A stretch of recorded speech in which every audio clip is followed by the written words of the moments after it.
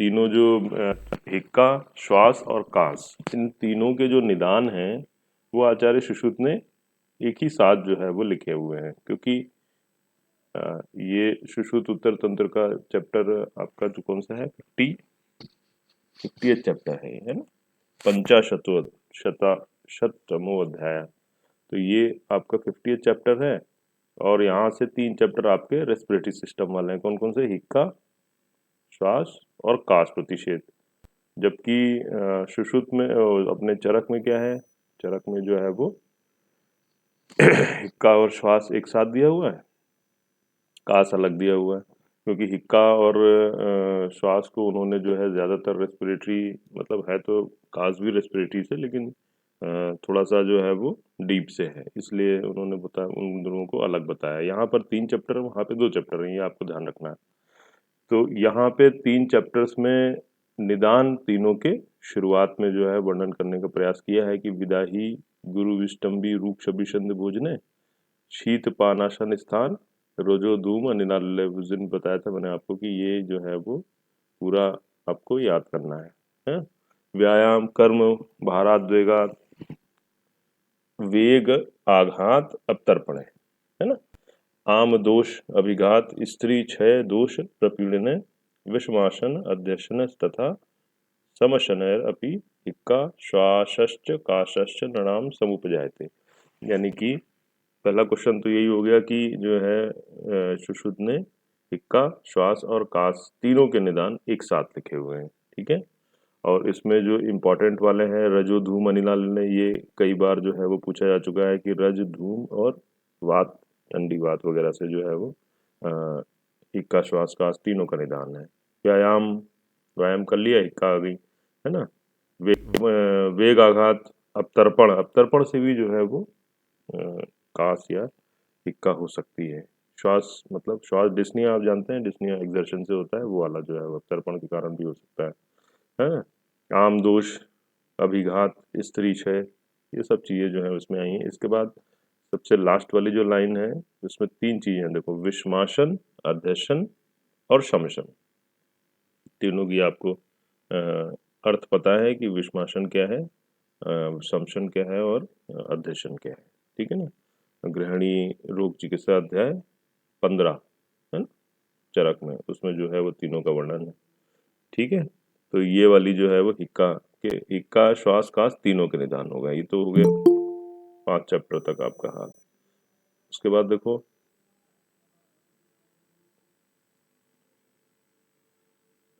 मुहुर मुहुर वायुरुदेति सस्वनो यकृत प्लीहांतराणी मुख आदि विक्षिपन सा घोषवान हिनंत्यस्नु ततस्तु हिक्केति विषम विच्युते। तो आपको निरुक्ति इसकी जो है देखनी है, हिक्का की क्या स्वरूप है इसका।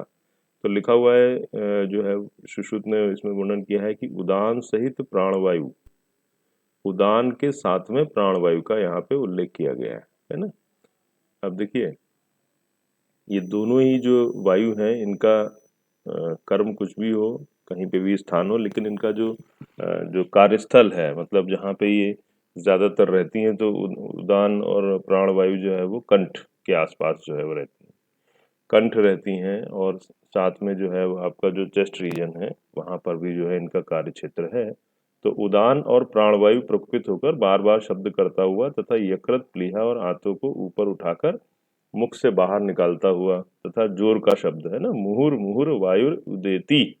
अब उदान और प्राण तो जो है वो श्लोक में ऐसे नहीं लिखा हुआ, लेकिन चूंकि वायु जो महत्वपूर्ण है वहां पर वो यही दो है, इसलिए इनका। दूसरी चीज उन्होंने कहा हुआ है कि यकृत प्लीहा और आंतों को ऊपर उठाकर, मतलब इतना प्रेशर होता है अंदर से, ऐसा लगता है कि जैसे यकृत प्लीहा ये सब बाहर आ जाएंगे। मुख आदि विक्षिप्तम स घोषवान आशु इनिंत, घोषवान मतलब ऐसा घोष, एक जो है वो रेजोनेंट जिसको कहते हैं, तो जोर का शब्द करता हुआ शीघ्र प्राणों को नष्ट करता है तथा ऊपर की ओर आता है तो अचानक हिक हिक शब्द करता है, तो इसी को जो है वो हिक्का कहा जाता है। आपने पढ़ी होगी ये परिभाषा, वेरी वेरी इंपॉर्टेंट है। देखिए विमर्श में लिखी हुई है, हिंग इति कृत्वा कायति शब्दायते इति हिक्का, ठीक है। इसको आप जो है वो नोट डाउन कर लीजिए। हिंग इति कृत्वा कायते शब्दायते इति हिक्का, इसको ध्यान करिए। फिर प्राणवायु और उदानवायु दोनों का जो है वो इसमें मिश्रित विकृति जो है वो देखने को मिलती है। तो हिंग इति कृत्वा यानी कि सहसा हिक शब्द की उत्पत्ति होती है, जिसके कारण रोगी हिक हिक करके बोलने लगता है। इस विग्रह को हिक पूर्वक कै शब्द धातु से हिक्का की शब्द की निष्पत्ति होती है। तो ये जो है वो आपका हिक्का के विषय में कहा गया है। फिर एक चीज जो है चरक ने लिखी है, इसमें लिखा हुआ है आपके क्या बोलते हैं कि विमर्श में लिखा हुआ है कि कायम प्राणहरम रोगा भौवा बहवो न तु ये तथा यथा श्वासश्च हिक्का च हरतः प्राणमाशु, है ना। उन्होंने कहा कि ऐसा हो सकता है कि बहुत सारी चीज़ों से व्यक्ति के प्राण जाएं, लेकिन इसमें सबसे खतरनाक जो है वो क्या है, हिक्का और श्वास, है ना।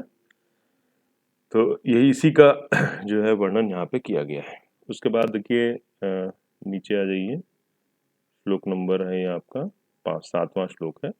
तो इसमें इसके हिक्का के भेद बताए गए हैं। देखिए अन्नजा, यमला, क्षुद्रा, गंभीरा, महती तथा वायु कफेन अनुगतम पंच हिक्का करोती, है ना। हिक्का तो 5 ही हैं जैसी चरक में है, लेकिन यहाँ पर जो है वो कुछ शब्द आपको जो है अलग दिख सकते हैं, जैसे अन्नजा, यमला, क्षुद्रा, गंभीरा, महती, है ना। अन्नजा, यमला, क्षुद्रा, गंभीरा, महती, है ना।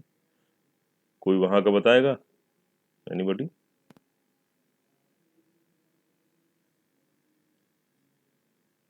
यहाँ पर अंतर क्या है, देखो लिखा भी हुआ है उसमें, चरक में यमला को ही व्यपेता नाम से दिया हुआ है। वहां की 5 हिक्का बताओ जल्दी से। शूद्र हिक्का, महाहिक्का, गंभीरा, अन्नजा और यमला। यमला,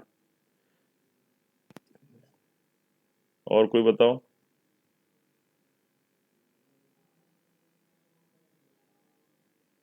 एनीबॉडी? देखो वहां पे जो है वो उसको जो अपना क्रम है उसको व्यतिक्रम मत, उसको आप मत तोड़ो, है ना। जो क्रम दिया हुआ है, बताओ कृतिका। सर उसमें महा का पहले आती है गंभीरा, क्षुद्रा और व्यापेता, फिर अन्नजा।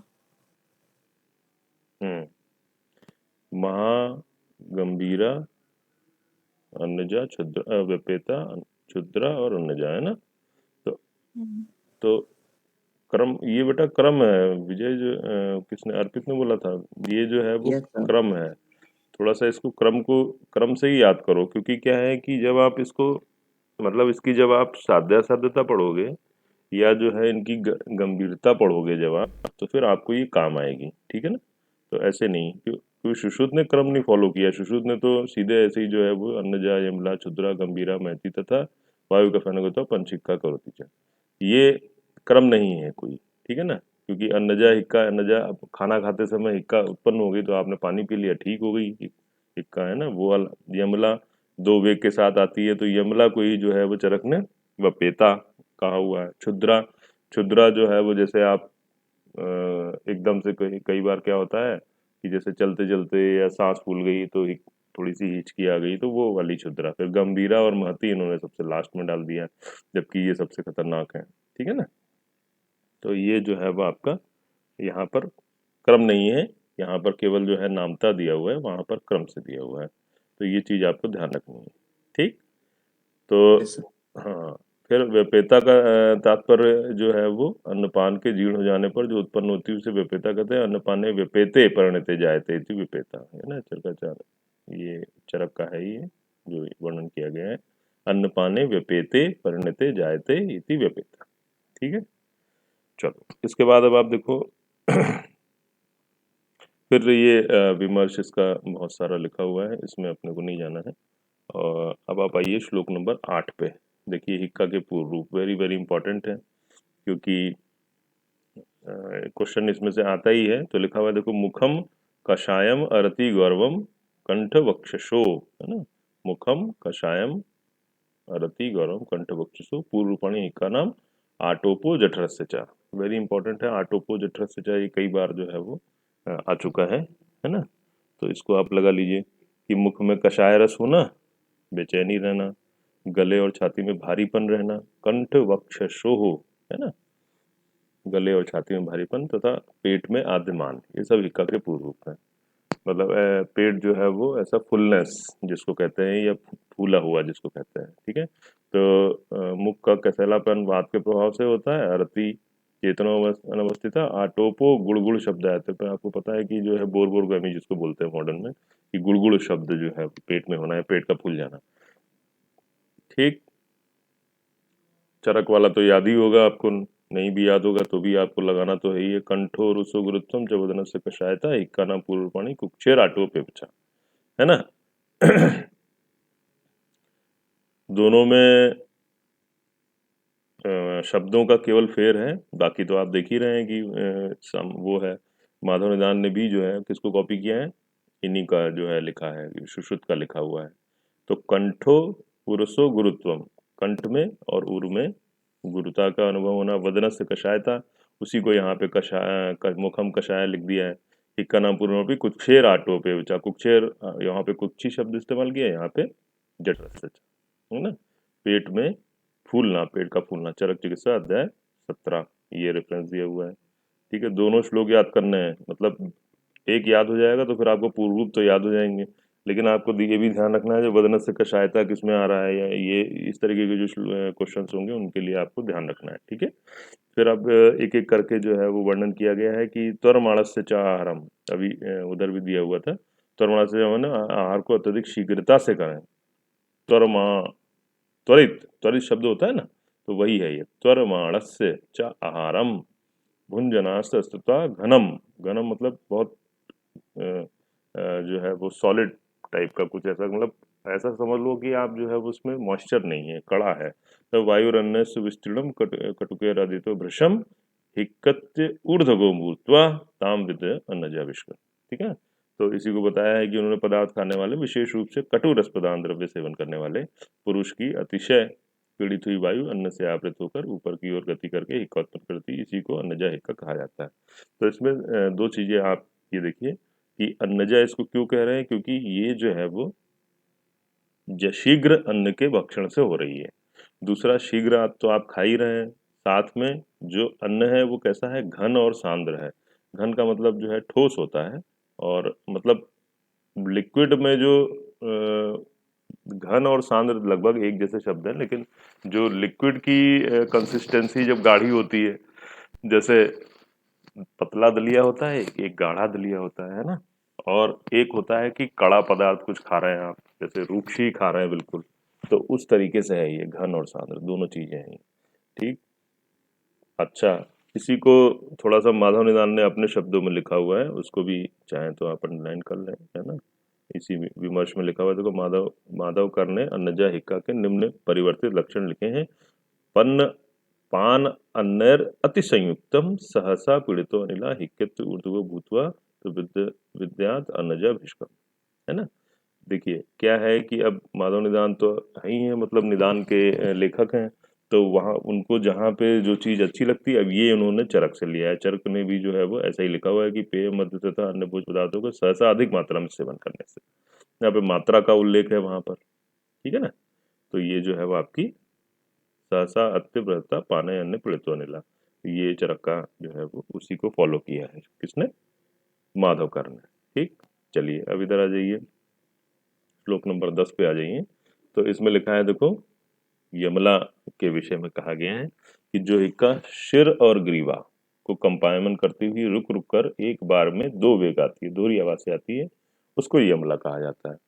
तो यमल का अर्थ ही एक्चुअली दो होता है। तो यहाँ पर जो है वो चिरेण यमिले रुएगा हिक्का संप्रवर्तित, नीचे वाली जो लाइन है बहुत इंपॉर्टेंट है, कंप्यंती शिरोग्रीवम यमलाम तम विनिर्दिशेत, शिर और ग्रीवा, ठीक। एक चीज आप हमेशा ध्यान रखिए, जब भी आप हिक्का पढ़ें तो उसमें हिक्का में कोई भी हिक्का कहाँ से उत्पन्न हो रही है या उसमें कौन सा अंग इन्वॉल्व हो रहा है, उस पर जरूर ध्यान दें, है ना। चरक में थोड़ा ज्यादा क्लियर है, लेकिन फिर भी यहाँ पर जैसे अब इन्होंने शिरोग्रीवम कह दिया, यानी कि ये पेट से नहीं आ रही है, केवल शिर और ग्रीवा से ये आ रही है ना, शिरोग्रीवम। ठीक है, यमलाम तो मिले, दो वेगों के साथ में आएगी, मेन चीज ये है ना। अच्छा, चरक ने जो है वो इसी को क्या कहा है, व्यपेता, वेरी इंपॉर्टेंट। चरक की जो व्यपेता है वही जो है वो यहाँ पे यमला के रूप में दिख रही है आपको, यमल, लेकिन शब्द यमलैव लिखा हुआ है ना। यमलैव चरके व्यपेता पठ्यते, है ना। अतएव चरकोक्त व्यपेता और शुकोक्त यमला एक ही है। ठीक है, लेकिन वाग्भट ने इसमें एक कहानी और बना दी है। वाग्भट ने तो व्यपेता ना लिखकर यमला नाम का ही उल्लेख किया है। ठीक है ना, वो भी चरक को फॉलो करते हुए यमला का ही उल्लेख किया। सॉरी, यमला तो अपनी इनकी है ना, सुश्रुत की, तो वाग्भट ने व्यपेता ना लिखकर यमला नाम ही उल्लेख किया, लेकिन इसमें जो लक्षण है वो सब चरक वाले हैं एक्चुअली। ठीक है, चलो, इस प्रकार चरक ने व्यपेता को प्राणों के लिए अनिष्टकर बताया है। वस्तुतः दूसरे वेगों से आने के कारण कष्टप्रद होती है, मतलब दो दो बार उसको जो है वो कष्ट होता है, इसलिए ऐसा लिखा हुआ है। ठीक, चलिए अब आ जाइए क्षुद्रा पे। अब जैसा इसका नाम है, क्षुद्र जो है वो, क्षुद्र मतलब छोटा होता है। तो विकृष्ट कालेर वेगेर मंद, सबसे इम्पोर्टेंट ये है इसमें कि ये जो है वो मंद वेग से आती है, कोई बहुत ज्यादा कष्ट नहीं पहुंचाती है। तम अविवर्तते क्षुद्र का नाम सहिक का जत्रु मूलात् प्रधाविता, वेरी इंपॉर्टेंट, है ना। जत्रु मूल से उत्पन्न होने वाली हिक्का का नाम है, इस तरह के क्वेश्चन आपको मिलेंगे। तो जो शिरोग्रीवा से उत्पन्न होने वाली, यहाँ से बिल्कुल क्लैरिटी मिल जाती है। एक्चुअली चरक में क्या बहुत बड़े बड़े श्लोक है, यहाँ पर क्या है कि छोटे छोटे श्लोक हैं। तो जत्रु मूल से उत्पन्न होने वाली हिक्का का नाम है क्षुद्रा, और शिरोग्रीवा से उत्पन्न होने वाली हिक्का का नाम है आपका यमला। ठीक है ना, तो जो हिक्का परिश्रम और मेहनत करने के बाद मंदवेग के रूप में जत्रु मूल कंठोर की संधि या ग्रीवा मूल स्थित हृदय क्लोम कंठ से उत्पन्न होकर, हिंदी पे ज्यादा मत जाइए आप, जत्रु मूल याद रखिए। ठीक है ना, उसको जो है वो क्षुद्रिका हिक्का कहते हैं। ठीक, चरक में क्या लिखा है कि इस सिक्का की संप्राप्ति में लिखा है कि जो क्षुद्रा है वो क्षुद्र यानी कि अल्पवायु, जब व्यायाम आदि से पीड़ित होकर कोष्ठ से कंठ में आता है तब क्षुद्रिका उत्पन्न होती है। ठीक है, ठीक है, चलिए अब देखते हैं नेक्स्ट जो है वो 12th श्लोक पे आते हैं। तो 12th श्लोक में अब आप देखिए, मैंने जैसे बताया आपको कि हर एक हिक्का में आपको ये ध्यान रखना है कि ये कौन सा, मतलब किस अंग को परेशान कर रही है। तो देखिए गंभीरा में आया है नाभि प्रवृत्ता, वेरी इंपॉर्टेंट लगाइए, नाभि प्रवृत्ता। यह हिक्का घोर गंभीरानंदी आदिनी, है ना। शुष्क ओष्ठ, अब इसके लक्षण देखिए, शुष्क ओष्ठ कंठ जीवा, ये यहाँ पर शुष्कता कर देगी।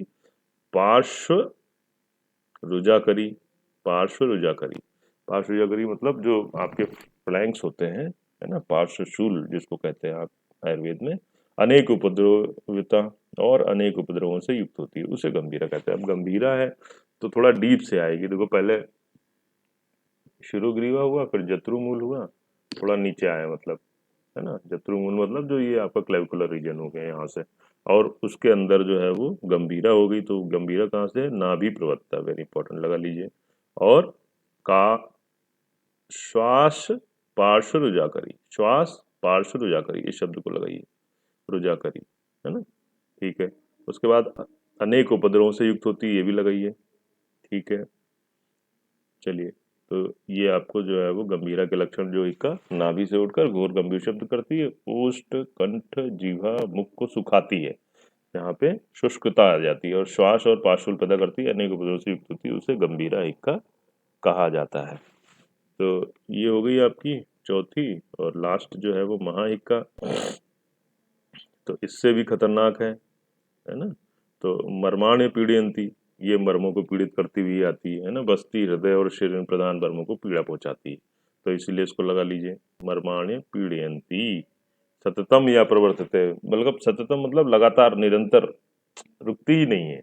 आप किसी को लगातार जो है वो हिक्का आती रहे, अगर लगातार, मतलब कंटिन्यूअस हिचकी आ रही है, तो ऐसे में क्या होगा, सिर में दर्द होने लगेगा, है ना, और पूरा जो है वो हृदय में भी पीड़ा होने लगेगी, है ना, बस्ती में भी हो सकती है। तो ये प्रधान वर्मों को पीड़ित करती है, ये इंपॉर्टेंट है।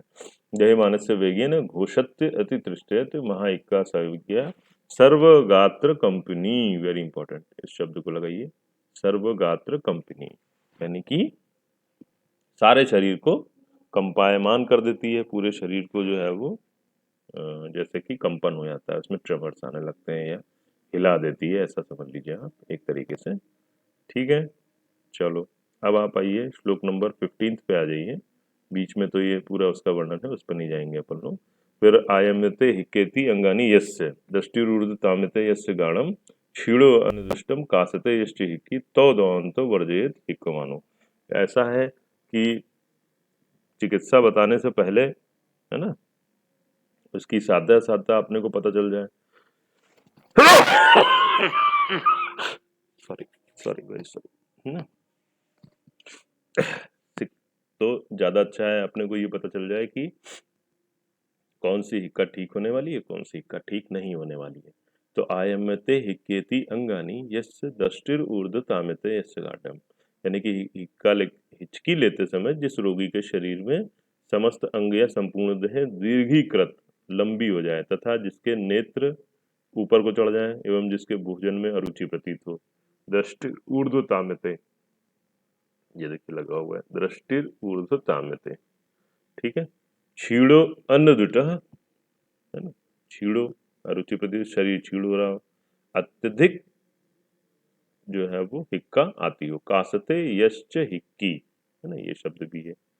उसके बाद लिखा हुआ है तथा अंतिम की दो, अंतिम की दो कौन सी थी, द्वाय अंत्यो, है ना, द्वाय अंत्यो, अंतिम की दो, ये देखिए लिखा हुआ है। तो दिस इज, ये जो है वो असाध्य वाली हिक्का है। अंतिम की दो आपने देखी, महती और गंभीरा के विषय में कह रहे हैं। तो ऐसी हिक्का की जो है वो चिकित्सा नहीं हो पाती है।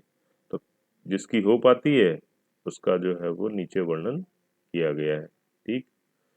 और इसी को थोड़ा सा चरक में अगर आप देखें तो लिखा हुआ है, देखो कि अति संचित दोषस्य भक्ते क्षणिदे कृशस्य च वही क्षीणता वृत्ता का लक्षण व्याधि भी क्षीणदेह से वृद्धा से अति आसाम न्यास समुत्पन्ना हिक्का अन्यत्र जीवितम, है ना। और उसके बाद फिर एक एक यमिका में प्रलाप अर्थी तृष्णा मोह आदि हो जाए, क्षीण हो जाए, तो ये सब चीजें जो है वो असाध्यता का द्योतक है, असाध्यता की तरफ जाती हैं। अब आप चिकित्सा की तरफ आ जाए। अब जब आपको पता है कि जो जो मेन मैटर होता है इसमें उत्तर तंत्र में, वो इनके भेद में और लक्षणों में होता है। उसके बाद फिर चिकित्सा वगैरह में कोई मैटर नहीं होता है, तो इसलिए उसको फटाफट पढ़ेंगे। और इसके लिए इम्पोर्टेंट चीज़ क्या है, ये वाला क्वेश्चन जो है एक बार आया हुआ है, तो प्राणायाम उद्वेजन त्रासानी, है ना। अब हिक्का के अंदर प्राणायाम का उल्लेख यहाँ पे किया है सुश्रुत ने। प्राणायाम शब्द ऐसा लग रहा होगा कि जैसे वो बाबा रामदेव जो प्राणायाम बताते हैं, है ना, तो वैसा वाला प्राणायाम है। इन्होंने हिंदी में लिख भी दिया है कुंभक प्राणायाम, लेकिन बेसिकली ये जो है वो प्राणों का आयाम है ना। डलन टीका जब इस पे करिए तो उन्होंने बताया कि मतलब ऐसा कुछ करना है कि जो प्राणवायु है वो अपने स्वाभाविक, क्योंकि उदान और प्राण ही इसमें विकृत हो रही है, तो स्वाभाविक मार्ग पे आ जाए। जैसे ही कोई भी वायु जो है वो विकृत होती है, अपनी जगह से इधर उधर होती है, जैसे उदावर्त में होता है, जो अनुलोमक वायु यानी कि जो अपान वायु है वो नीचे की तरफ जानी चाहिए, पेरिस्टाल्टिक मूवमेंट ऊपर आ जाता है, उदावर्त हो जाता है। वैसे ही यहाँ पर प्राण वायु जो है वो स्वाभाविक मार्ग में चली जाएगी तो ठीक हो जाएगा। तो कुंभक प्राणायाम उन्होंने एक तरीके से बताया। लेकिन अब इस गाइड में इस तरीके के क्वेश्चन आपको मिलेंगे कि प्राणायाम का उल्लेख किस व्याधि में किया गया है। तो यहाँ पर आपका आंसर होगा हिक्का प्राणायाम उद्वेजनम, है ना। फिर देखिए त्रासानी, त्रासानी का मतलब है कि डराना, एकदम से आपने उसको जो है वो डरा दिया। सूची भी तो दे, ऐसा भी हो सकता है कि आपको उसको सुई भी चुभोनी पड़े, है ना। ब्रह्माश्च शस्यते यष्ट आयम व मक्षिका व पिंडे पिपल्यो व शर्करा चूर्ण, ये थोड़ा सा मुलेठी के चूर्ण को शहद के साथ अवपीर्ण नस्य के रूप में प्रयोग करना चाहिए अगर ज़रूरत पड़े, या पिपली को शर्करा मिला करके प्रयोग करना चाहिए, ठीक है। तो ये भी लगा लीजिए आप, है ना। उसके बाद देखिए कि आगे 17वें श्लोक में देखिए कि हिक्का में वमन का भी प्रयोग किया जा सकता है। अगर कोई गंभीर हिक्का आ रही है तो बताया कि हिक्का रोग में घृतपान मंदूषण दुग्ध का सेवन, और साठे का रस, साठे का रस मतलब गन्ने का रस, ये हिक्का शांति के लिए प्रशस्त माने जाते हैं। तीनों चीजें लगा लीजिए, कई बार बहुत छोटी छोटी सी चीजें जो है वो दुख देती हैं। तो सर्पी कोषणम क्षीरम है ना, इक्षो रस होगा। ठीक है। इसके अतिरिक्त यदि रोगी क्षीण न हुआ हो तो वमन कर्म कराना चाहिए। न अति क्षीणो छर्दनम शांति हेतु, है ना। ऐसा नहीं है कि हिक्का हो रही है और आप जो है वो क्षीण व्यक्ति है उसको आप वमन करा रहे हैं, ऐसा नहीं करना चाहिए। ठीक है, लेकिन छीड़ ना हो तो करा सकते हैं, बहुत ज़्यादा हिक्का की परेशानी है तो। अब आप देखिए इसमें नस्य भी दिए हुए हैं, तो एक क्वेश्चन आपको ऐसा भी मिलेगा जहाँ पे लिखा हुआ कि नारी पयः, है ना, नारी पया पिष्टम शुक्ल चंदनम, है ना, स्त्री के दुग्ध में रक्त चंदन को घिसकर नस्य देना हिक्का में प्रशस्त है। तो नारी पया का क्वेश्चन भी आपको गाइड्स में मिल जाएगा कि नारी पया का प्रयोग सुश्रुत ने कहाँ पे किया है, तो हिक्का में किया हुआ है। रक्त चंदन भी इसमें मिलाया है, रक्त चंदन में घिसकर, और नारी पया में मतलब दुग्ध में, नारी दुग्ध में घिसकर और रक्त चंदन को फिर उसका नस्य देना चाहिए, है ना।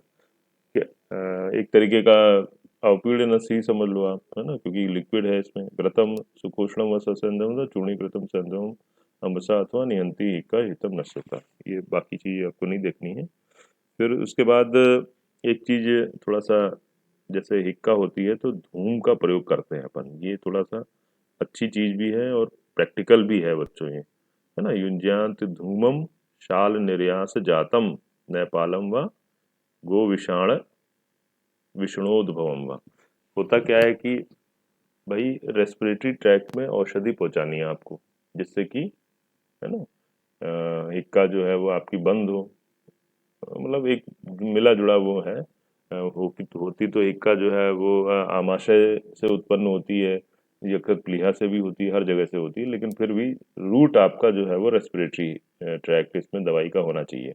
तो इसके लिए धूम बहुत अच्छा है। और धूम किसका लेंगे इसमें? शाल के निर्यास यानी राल का।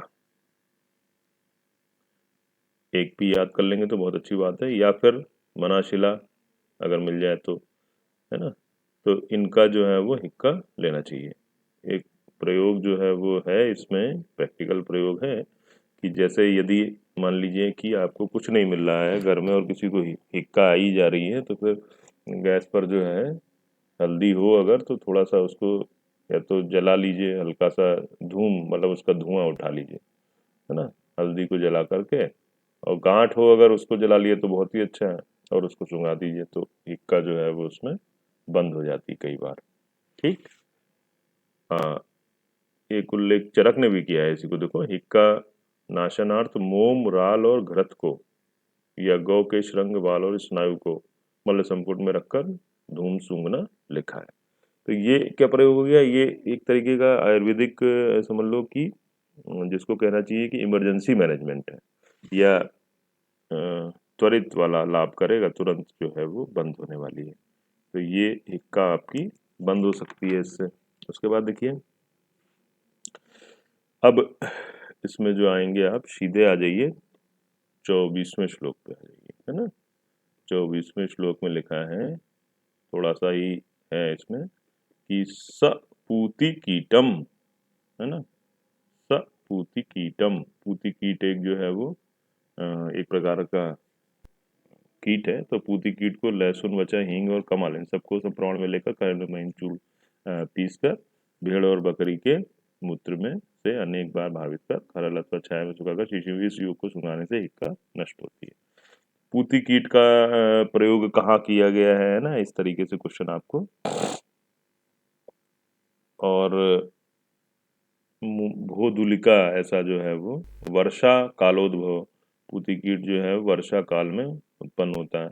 मैं देखा होगा कि कई बार वर्षा में बहुत सारे ऐसे कीड़े होते हैं जिनमें बहुत बदबू आती है ना, जरा सा आप छू लें तो बहुत स्मेल करता है। तो वैसे ही कुछ पूती का मतलब उसी से है। ठीक है, तो उसी का शायद ये उल्लेख यहाँ पे किया है कि इसको लहसुन वगैरह में मिला करके और सूखने से हो जाता है। फिर उसके बाद नीचे वाला श्लोक देखिए, 25 श्लोक देखिए। तो शहद क्षौद्रम लिखा है, शहद शर्करा नागकेशर, इन्हें आटे के सरस महुए के रस के साथ पीने से कर नष्ट होती है। देखो क्या है कि ये कोई मतलब वैसे वाले प्रयोग नहीं है कि आपको तुरंत के तुरंत जो है वो लाभ करे, लेकिन फिर भी थोड़ा बहुत तो जो है वो इसमें लाभ हो ही जाए। ठीक। अभी भी जैसे किसी को हिक्का आदि तो बोलते हैं चीनी खा लो आप, है ना, या कान में उंगली लगा लो, या पानी पी लो, है ना। ये सारी चीज़ें जो है वो ऐसी होती हैं कि जो आपको डिस्ट्रैक्ट करने वाली होती है, जिससे कि हिक्का से मन हट जाए और आप जो है वो हिक्का ठीक हो जाए। तो वैसे ही कुछ है ये। फिर एक ये प्रयोग दिया हुआ है श्लोक नंबर 26 में, हरितकी का प्रयोग है। देखो, हरितकीम को उष्ण जलपानम पिबेद घृतम क्षार धूम धूमपन, है ना, बड़ी हरड़ के 3 मासे में 6 मासे भर चूर्ण को मंदोष्ण 3 मासे से 6 मासे भर चूर्ण को मंदोष्ण जल के अनुपान के साथ सेवन करने से हिक्का नष्ट होती है। अब क्यों नहीं नष्ट होगी भाई? हरितकी जो है वो अनुलोमन द्रव्यों में श्रेष्ठ है ना। तो अनुलोमन करेगी बात का तो बिल्कुल ठीक होगी। ठीक है ना। तो ये तो आपको लगाना ही चाहिए, इम्पोर्टेंट हो गया ये। उसके बाद देखिए आप बाकी सब बहुत सारे प्रयोग हैं इसमें। अब आप श्लोक लास्ट जो श्लोक है, मतलब लास्ट से पहला है ये, बल्कि 30th श्लोक जो है वो, हिक्का हर कपोत आदि मांस रस, ये वाले जो है ना, थोड़ा सा तो इसको देख लीजिए। बहुत सारे मांस रसों का यहाँ पे प्रयोग बताया गया है। और इसके बाद आइए 31 श्लोक पे आइए, इंपॉर्टेंट है ये, लास्ट श्लोक है ये। क्या लिखा हुआ देखो, विरेचनम पथ्यतमम ससंधवम घृतम सुकोषणम शीतोपलायुतम। ठीक है कि बलवान रोगी में वायु का अनुलोमन करने के लिए सैंधव लवण से युक्त योगों के द्वारा विरेचन करना अत्यंत पथकर माना गया है। ठीक। इसके अतिरिक्त जो अपनी मिश्री होती है, मिश्री से युक्त सुखोष्ण घृत का पान करना हिक्का में उत्तम माना गया है। ये आपको थोड़ा सा मतलब इम्पोर्टेंट भी है और वैसे भी याद रखना है कि, ठीक है ना, शीतोपला यानी मिश्री होती है। कुछ आचार्यों का मत है कि नाभि प्रांत के नीचे रहने वाली वायु के सदागत, इसमें एक शब्द आया है, देखिए सदागत, ये वाला, ये सदागत जो है वो आपका क्या है, सदागति किसको बोलते हैं, किसका पर्याय? उर्दू कहते हैं अनुवासनम वदंती के केचित हिताय हिक्काम। नाभि प्रांत में रहने वाली सदागति में जो है वायु के लिए आता है बच्चों, है ना। हम हमेशा सदागति जो हमेशा गति करती रहती है ना, तो उसी के लिए बताया सदागत ऊर्ध्वगते अनुवासनम। तो कुछ आचार्यों को बताया कि नाभि प्रांत में नीचे रहने वाली वायु को ऊर्ध्व अनुवासन वस्ती हिक्का रोगियों में हितकर होती है, इसको लगा लीजिए। तो ये 50th चैप्टर था ये आपका, जो कि हिक्का से संबंधित था। अब आ जाइए पंचाशतमो अध्याय, है ना। तो अब देखते हैं अपन, है ना, 51 चैप्टर, जिसका नाम है श्वास प्रतिषेध। हिक्का हो गया, अब उसके बाद फिर श्वास। कोई कंफ्यूजन हो बच्चों तो बताओ।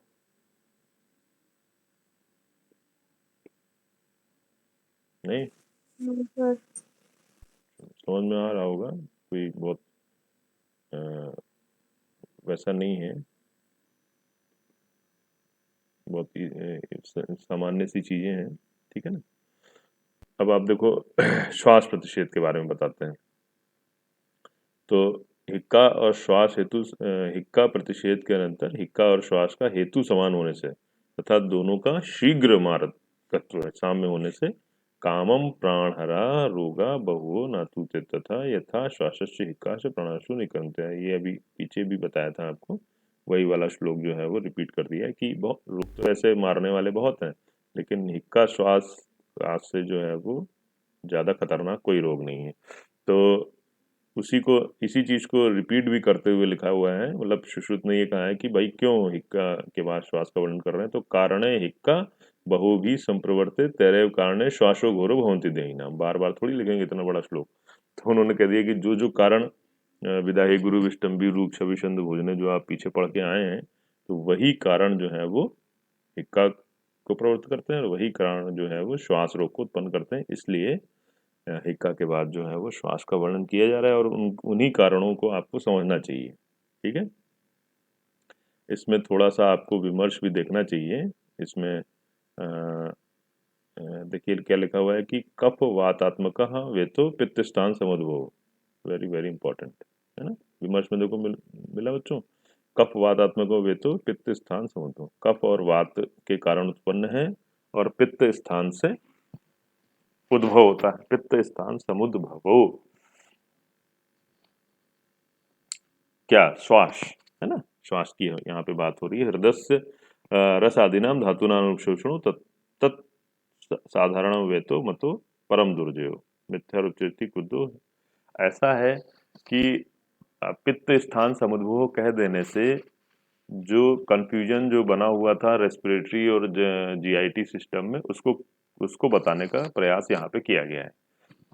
अब रेस्पिरेटरी सिस्टम की डिजीज है और मध्य जो है वो अपना उसमें रेस्पिरेटरी ऑर्गन्स भी आते हैं और उसके अलावा जो है वो आपके जीआईटी ऑर्गन्स भी आते हैं, भाई लिवर भी आता है, लंग्स भी आते हैं, डायफ्राम भी आता है। तो अब ये कंफ्यूजन तो है ही है, इसमें कोई एकदम डिमार्केशन लाइन तो थी नहीं, तो इसलिए उन्होंने पित्त स्थान समुद्भव लिख दिया, क्योंकि मध्य प्रदेश जो है वो आपका वो किसके लिए है, पित्त के लिए जाना जाता है कि मध्य में पित्त रहता है। तो ऐसे जो भी आप चिकित्सा कर रहे हैं श्वास में, किसी भी श्वास की चिकित्सा करें, तो उसमें एक अनुलोमन द्रव्य वात के लिए है ना, साथ में एक पित्त शामक द्रव्य कुछ ऐसा आप डाल दें, तो जिसमें कि जो है वो अच्छे से जो भी आप अनुलोमन करना चाह रहे हैं, जैसे कफ को नीचे ले जाना चाह रहे हैं, तो साथ में पित्त शमन भी करें। तो उसके लिए आपने देखा कि तमकेतु विरेचनम आप पढ़ते ही हैं, है ना, तमकेतु विरेचनम लिखा ही हुआ है।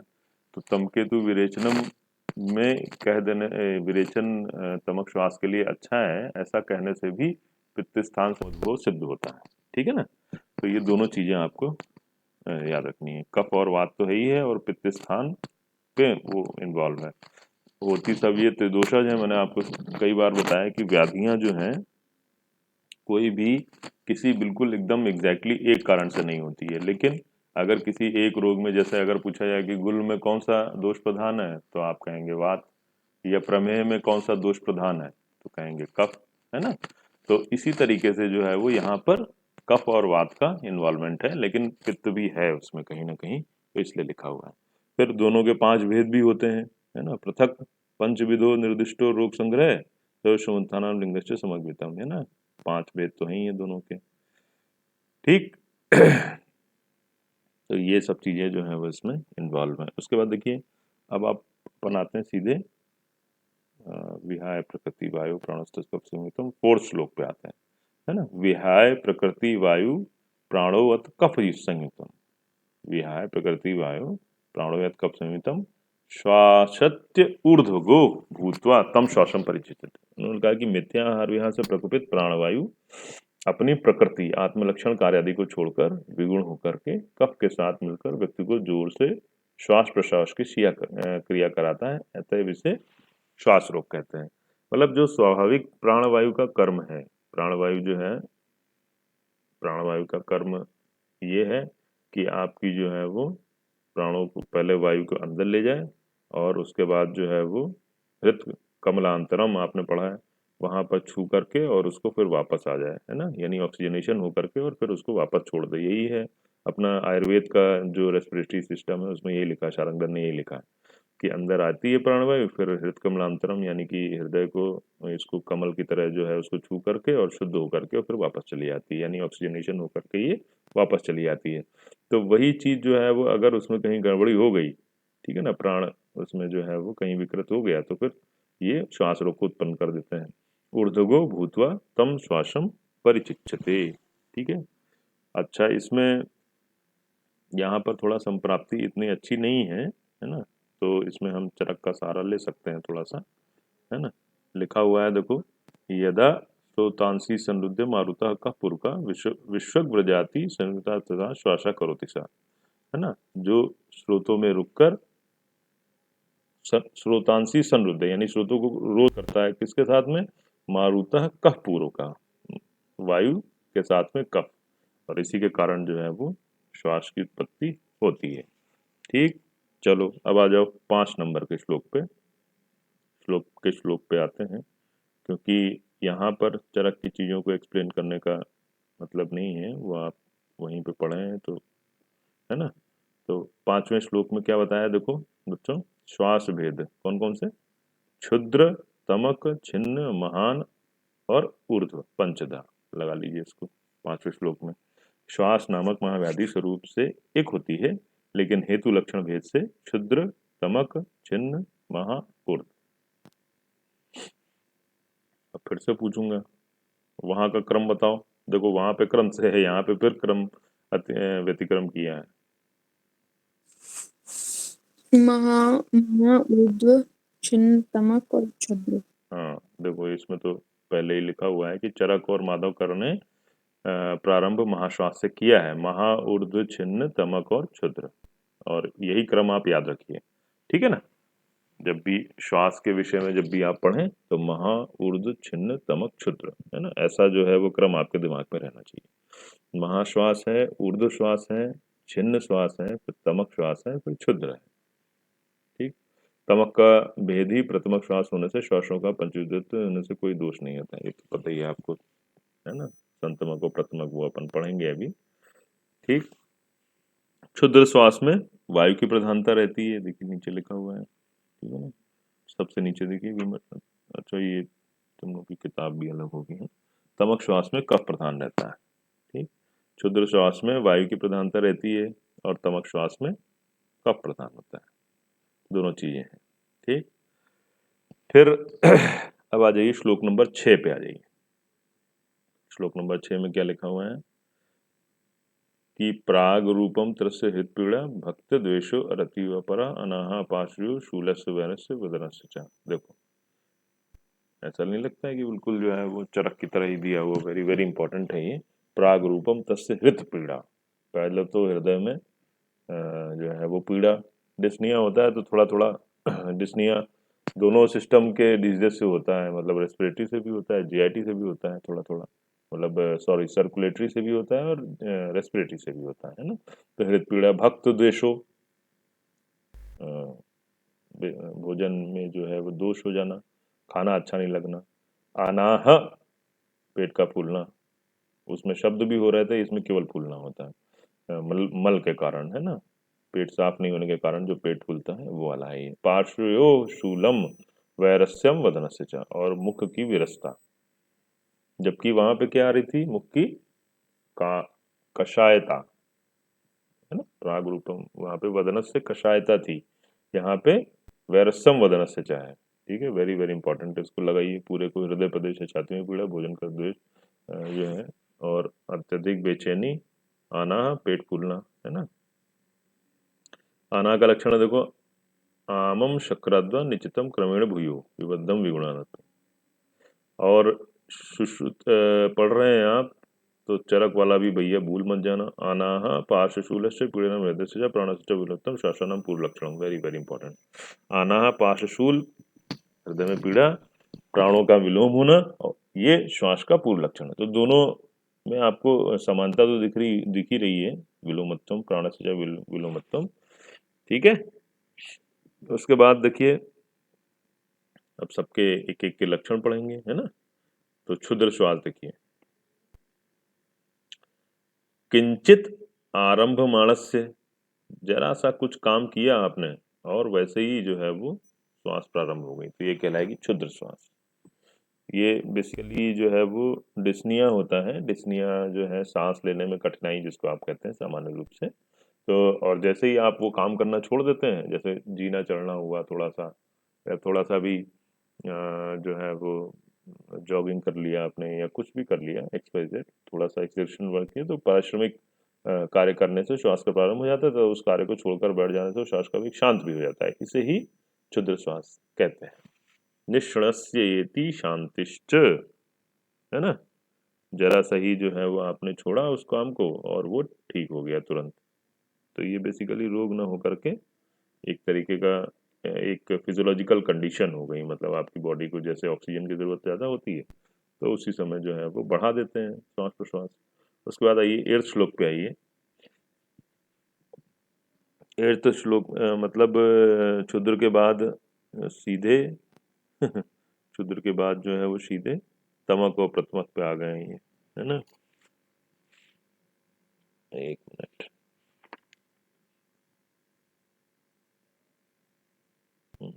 क्रम ही नहीं है ना इनका कोई, इसलिए चलो कोई बात नहीं। तो ये देखिए आप तमक श्वास को तो आपको ध्यान से पढ़ना पड़ेगा, क्योंकि तमक श्वास जो है वो आपका क्या है, ब्रोंकियल अस्थमा है। और ब्रोंकियल अस्थमा जो है वो आजकल की जो सबसे भयंकर बीमारी है, समझ लीजिए। जिसको देखिए उसको ही दमा हो जा रहा है ना। और एक कहावत है कि दमा दम के साथ जाता है, ऐसा लिखा हुआ है, मतलब लोग बाग कहते हैं।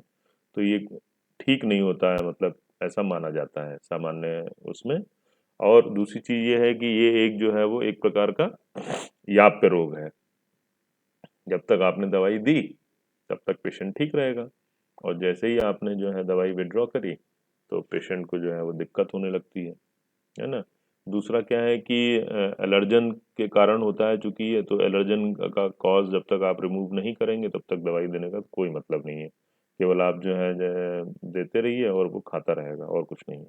तो तृण स्वेद दवथु प्रायः कंठ घुरघुर घुर घुर कान्वितः, इसको लगाइए घुर घुर कान्वितः। कंठ में जो है वो गुरगुराहट। और विशेष रूप से कब होता है ऐसा, दुर्दिने तामे उच्छ्वासा सा तमको मता, लगाइए। ठीक है, दुर्दिन में, और जब आसमान में जो है बादल छाए हुए हों या दुर्दिन हो, तो ऐसे समय पर ये तमक श्वास के दौरे जो है वो ज्यादा पड़ते हैं, ऐसा लिखा है उन्होंने। घोषेण महता विशिष्ट स कासः स कफो नरः, लगाइए। देखिए, है तो श्वास ही है, लेकिन कासा होगा, इसमें खांसी भी आएगी और साथ में कफ भी आएगा। ठीक है, यानी कि प्रोडक्टिव कफ, जो जिसको अपन कहते हैं ना मॉडर्न में, कि खांसी के साथ में बलगम भी आएगा, बिल्कुल ड्राई कफ नहीं होगा इसमें। अ, ठीक। श्वसति बलो अनिर्दिष्टम सुप्तम कफ पीड़िता। देखो, इसकी एक बहुत छोटी सी आपको संप्राप्ति बता देता हूँ, जिससे आपको थोड़ा सा क्लियर हो। देखिए, क्या होता है कि जो भी एलर्जन होता है, मॉडर्न की बात कर रहा हूँ, जो भी एलर्जन आता है तो हमारे ब्रोंकस को इफेक्ट करता है, और उसमें जो है कॉन्स्ट्रिक्शन, मतलब एक इन्फ्लेमेटरी रिस्पॉन्स होता है। ठीक है ना।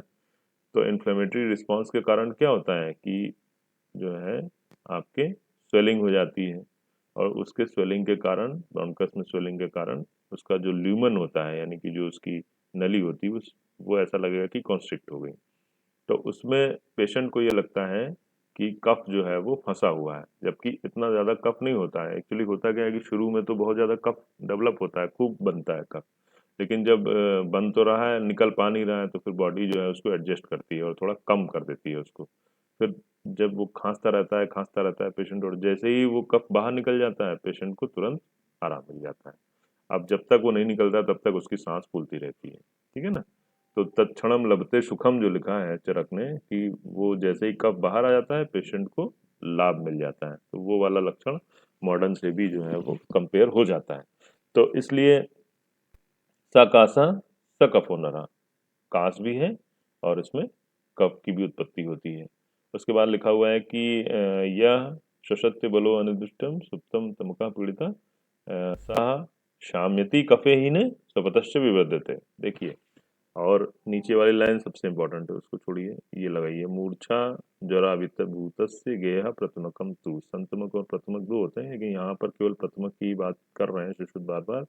तो इसमें आप क्वेश्चन क्या आता है कि निम्न में से, स्तमक श्वास के भेद में निम्न में से किस में जो है वो ज्वर आता है। तो ज्वर वेरी इंपॉर्टेंट है, किस में आता है, प्रथमक में आता है। संतमक और प्रथमक ऐसे तमक श्वास के दो भेद होते हैं, जिसमें से प्रथमक में ज्वर आता है। ठीक है, मूर्छा और ज्वर दोनों ही आते हैं। तो ये तो आप इम्पोर्टेंट चीज हो गई।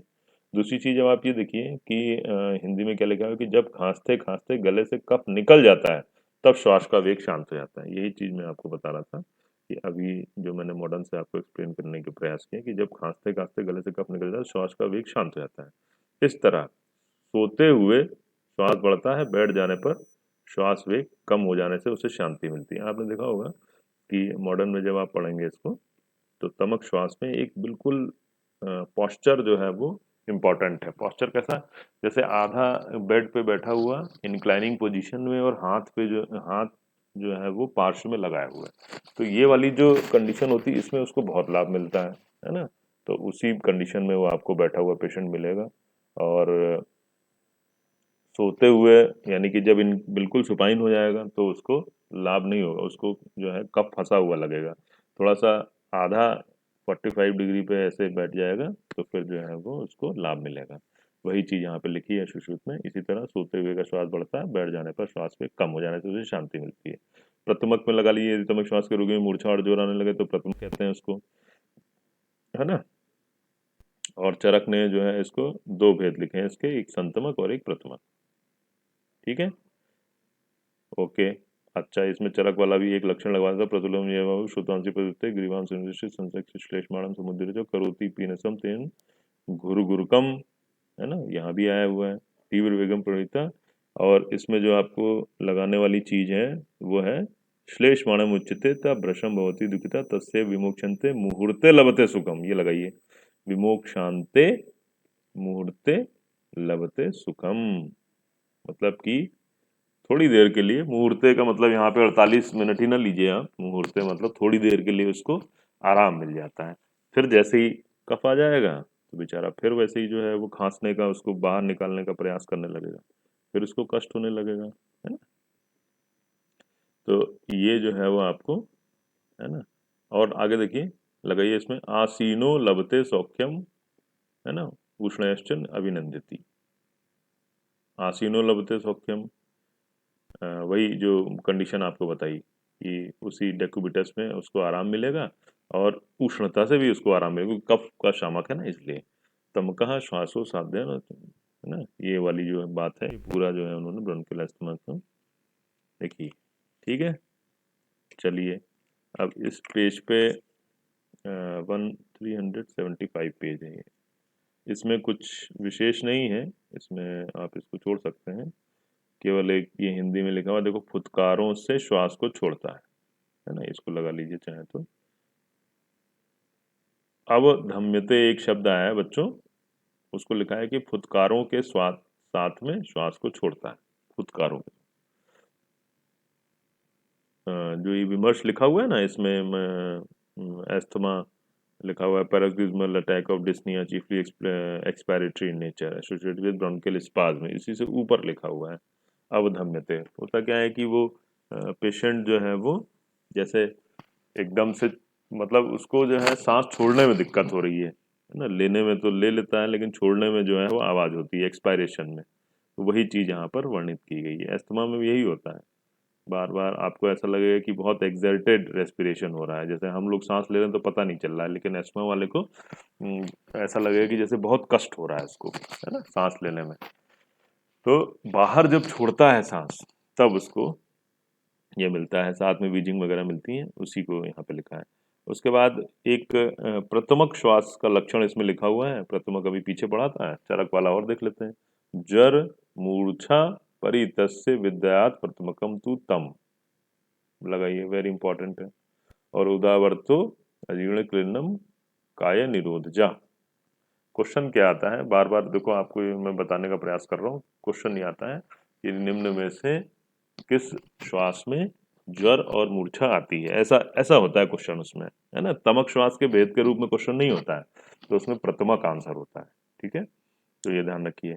और बाकी आपको पता ही है कि प्रथमक तमक के ही दो भेद है, प्रथमक और संतमक। तो प्रथमक में तो ये हो गया, अब यहाँ ज्वर आ गया, इसका मतलब ये क्या है, इन्फेक्शियस कॉज, मतलब कि जब ब्रोंकियल अस्थमा में ऐसे इन्फेक्शन नहीं होता है, और ये तो ब्रोंकस का मतलब हाइपर एक्टिविटी के कारण है। लेकिन जब इसमें इन्फेक्शन भी हो जाए तो फिर एंटीबायोटिक भी आपको चलानी पड़ेगी। तो उसके लिए उन्होंने इंडिकेशन दिया है कि जब ज्वर और मूर्छा दोनों आ जाए तो फिर जो है वो प्रथमक कहलाएगा। और संतमक में क्या है, देखिए, संतमक का और भी अच्छा लक्षण है, तमसा वर्धते अत्यर्थम शीतेश्च प्रशाम्यति। Very very very important, very very important, है ना। चरक में आपने पढ़ा होगा, यहाँ पर आपका रिवीजन में कराया दे रहा हूँ, देखो, तमसा वर्धते अत्यर्थम शीतश्च प्रशाम्यति, यानी कि अंधकार से बढ़ता है और शीतोपचार से शांत हो जाता है। और ऐसा लगता है रोगी को कि जैसे वो अंधकार में डूबा जा रहा है, मज्जस्तम स्वाय विद्यात संतमकम सुतम, ऐसा लगता है। देखो इसमें हिंदी में पढ़ लो आप, किंतु जब यह श्वास अंधकार या मानसिक दोषों से बढ़े, शीतोपचार से शांत हो जाए तथा रोगी जिसको अपने को अंधकार में डूबा हुआ सा समझे, उसे संतमक कहना चाहिए, है ना। अच्छा, विजय रचित ने इस श्लोकार्थ की व्याख्या प्रथमक के साथ की है। श्लोक के उत्तरार्ध में संतमक कहा गया। चलो कोई बात नहीं, इनसे मतलब नहीं है अपना। तो ये संतमक आपको समझ में आ गया होगा। अब आप ओरिजिनल टेक्स्ट पे आ जाइए, विमर्श तो छोड़ दीजिए। ओरिजिनल टेक्स्ट में ये है कि 11वें श्लोक पे आ जाइए, है ना। 11वें श्लोक में लिखा है कि देखो, आद्यमातो दोह्यमानेन बस्तिनः सरुजा नरः सर्व प्राणिन विच्छिन्नम श्वसस्या छिन्नम तमादिशेत, है ना। सभी प्राणों को जैसे कि छिन्न भिन्न कर देती हो, तो इसलिए इसको छिन्न श्वास कहा जाता है। पित्त की अधिकता के कारण बस्ती में दांत तथा आद्यमान से युक्त वेदना के सहित जो मनुष्य अपनी सारी शक्ति लगाकर भी बीच बीच में रुक रुक कर श्वास लेता हो, उसे छिन्न श्वास कहते हैं। अब छिन्न श्वास को मॉडर्न में चेन स्ट्रोक ब्रीदिंग कहते हैं, है ना।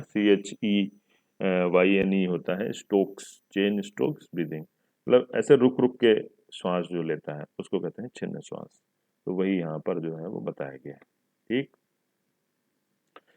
चलिए उसके बाद देखिए आप आ जाइए, श्लोक नंबर है 12। 12 पे आ जाते हैं, है ना। ज़्यादा इसको एक्सप्लेन करने की आवश्यकता नहीं है। 12 में बताया विसंज्ञा, है ना। विसंज्ञा पार्श्वशूलार्थ शुष्क कंठो अति घोषवान, ये देखिए विसंगता, है ना। संरब्ध नेत्रस्य त्वमानस्य सुस्वाता महानिस्मृता, ये लास्ट है। और लास्ट में सबसे जो मतलब खतरनाक वाली है इनके हिसाब से महाश्वास, उसका वर्णन किया गया है।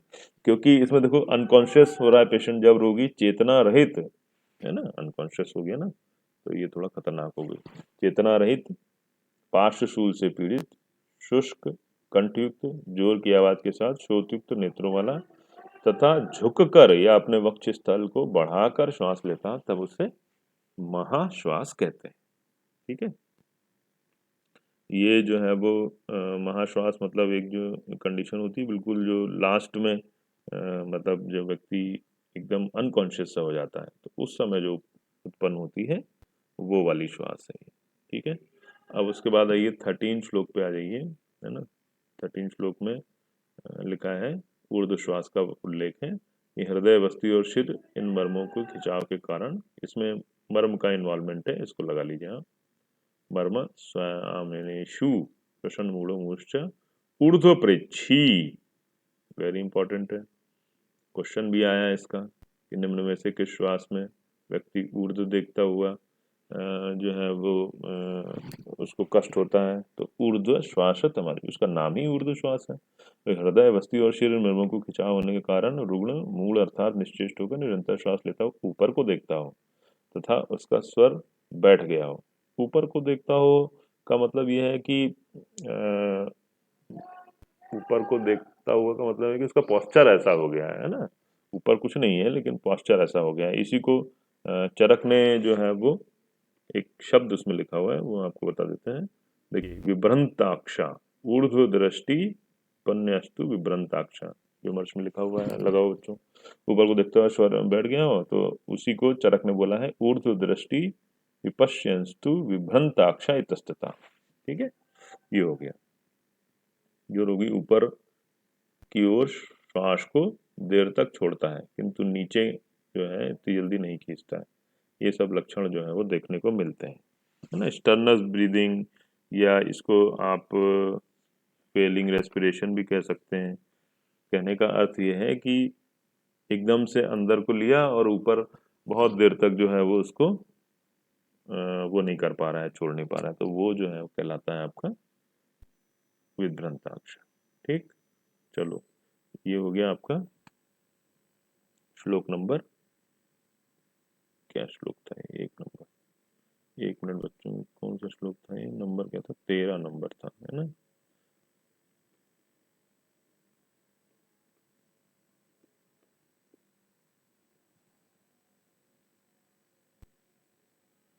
हम्म, 1 मिनट।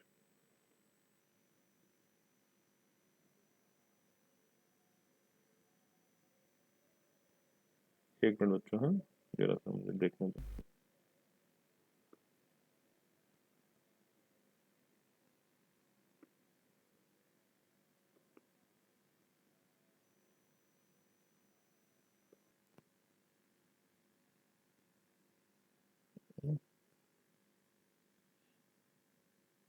40 श्लोक पे आ जाइए। तो इसमें लिखा है द्राक्षाम, है ना, द्राक्षाम हरितकीम कृष्णाम कर्कटा दुरालभाम, इसको लगाइए। मुनक्का है, हरड़ है, पिपली है, काकड़ा सिंगी, धमासा, इनके समान प्रमाण को लेकर अच्छी प्रकार मही चूड़कर घृत और शहद के साथ चाटने से भयानक श्वास रोग नष्ट होते हैं। वेरी वेरी इंपॉर्टेंट, इसको लगा लीजिए। द्राक्षा हरितकी कृष्णा कर्कटाख्यम दुरालभाम, ठीक है ना। सर्पी मधु दोनों का प्रयोग किया गया है, ठीक है। ऐसा ना हो कि आप केवल सर्पी, देखो क्या होता है, मधु, प्रैक्टिकल चीज बताते हैं आपको। मधु जो होता है वो आपका होता है रुक्ष, है ना। मधु जो होता है सामान्य रूप से रुक्ष होता है। तो अगर कोई ऐसा कास है जिसमें कि पहले से ही, इवन श्वास भी पहले से ही रुक्षता है, तो अगर आप उसमें मधु के साथ में कोई औषधि देंगे तो और रुक्षता उत्पन्न कर देगा, ठीक है। तो ऐसी स्थिति में हमको क्या करना है, उसमें थोड़ा सा स्नेह मिला देना है, ठीक है। तो इसीलिए आप देख रहे हैं यहाँ पर मुनक्का हरड़ पिपली, इनके साथ में सर्पी मधु दोनों मिला दिया उन्होंने, ठीक है ना। सर्पी भी मिला दिया, गरज भी मिला दिया और मधु भी मिला दिया।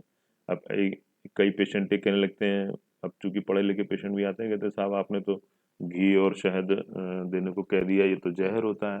तो आप उनको ये समझा सकते हैं कि एक तो मात्रा का भी डिफरेंस रखना है आपको। अगर 2 बूंद घी लेंगे, 2 बूंद शहद लेंगे, दोनों की डेंसिटी ऐसी है कि दोनों की मात्रा कभी समान नहीं होगी, ठीक है। फिर भी अगर इससे भी नहीं समझ रहा पेशेंट, तो आप ये कह सकते हैं कि भैया ये जो होता है मधु और घृत जो विष होता है, ये उस कंडीशन में होता है जब आप इसको सालों तक एक ही मतलब खाते ही रहें। ऐसा नहीं है कि एक आध बार आपने कभी लिया, ये औषधि के स्वरूप में ही काम करता है और अच्छा लाभ करता है, ठीक। तो इसको आप देखिए। फिर उसके बाद आ जाइए सीधे, श्लोक नंबर है ये 48 पे आइए, ठीक है। एक ये 44 में देखो भारंग आदि ले भी है, इसको भी केवल नामता लगा लो आप, और कुछ नहीं है इसमें। फिर 47 और ये 48, है ना। तो श्वास और हिक्का रोग से व्याप्त रोगी को सर्वप्रथम स्नेहित कर पश्चात स्वेदित करें, है ना, अथवा सालवण प्रभृति स्निग्ध आदि स्वेदनों द्वारा अथवा रुग्ण का स्वेदन कर्म करना चाहिए, है ना। ये लिखा हुआ है इसमें, स्निग्ध स्वेद रूपाचरित लगाइए, स्निग्ध करा के और स्वेदन करना चाहिए। फिर आक्तम लवण तैलभ्यम तरस्य ग्रथितम कफम, है ना, सैंधव लवण मिश्रित तिल तैल के अभ्यंग कर पश्चात स्वेदन करना चाहिए। इस प्रकार की विधि से स्रोतों से ग्रथित हुआ कफ विलयन को प्राप्त होकर के वात का संशमन भी होता है ना। स्वस्थो विलयनम याति मारुतस्य प्रशाम्यति, ये लगाइए, ये लाइन लगा लीजिए। देखिए सेंधा लवण, है ना, उसमें नमक मिला लिया आपने, वो सॉरी इस मतलब तेल में थोड़ा सा नमक मिला लिया, और उसको छाती पे लगाने से जो छाती में भरा हुआ कफ है वो क्या हो जाता है, विलयन को प्राप्त हो जाता है और वात का शमन हो जाता है। ऐसा जो है वो लिखा हुआ है।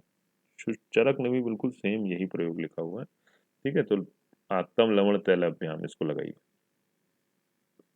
ठीक, ये हो गया। उसके बाद आइए धूम का प्रयोग है। देखिए श्लोक नंबर बताता हूँ आपको, श्लोक नंबर है ये 51 52 में, श्वास से धूमांतर प्रयोग है। जैसे आपने कांस में पढ़ा था धूम का प्रयोग, वैसे यहाँ पे है। घृत जो मोम इन्हें मिलाकर पृथक पृथक धूम के लिए प्रयुक्त करें, ठीक है ना।